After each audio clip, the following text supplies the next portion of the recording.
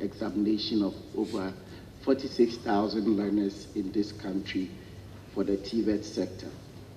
Mr. Speaker, examination is not a way to punish students, but it's an opportunity to verify students' competence and to encourage learning within the school environment. And many a times, what happens is that either facilitators, or in other words, teachers, are not teaching, or learners are not learning. And as such, within the TV sector, we devise a means of encouraging learning, and I believe it will be continued. That is randomization and serialization. This, we believe, is curbing down examination malpractices. But Mr. Speaker, nobody likes exams. Even PhD students do not like to take exams. So examination malpractices is not going to be out of the system, but we find a way to reduce it so that we can improve on competence, as learners are ones that end up becoming practitioners.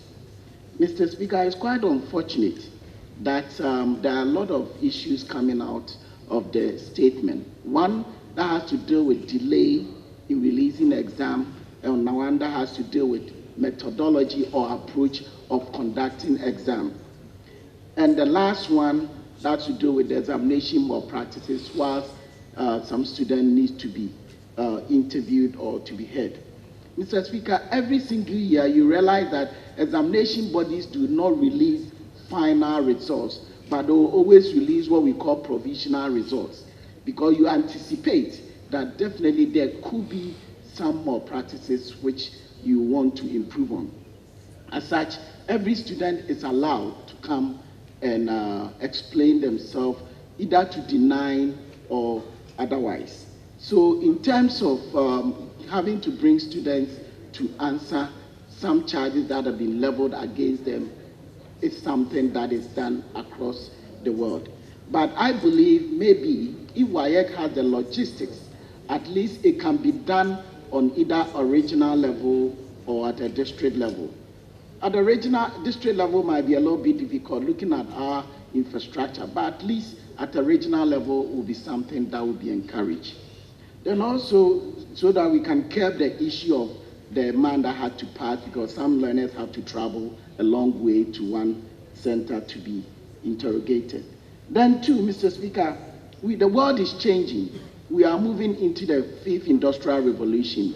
And in our quest to either randomize or serialize exams to be able to bring down exam malpractices, I believe that we may have to introduce digitization into our exams.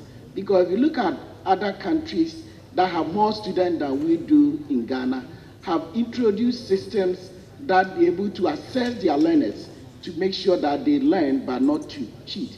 So something that we will encourage WAEC to do is to move from the normal analog system and to digitize our exam. In that case, Mr. Speaker, learners will be tailored to specific exam that will be individualized, so we can reduce examination malpractices. Then, of course, Mr. Speaker, one other difficulty that you tend to have is the release of funds.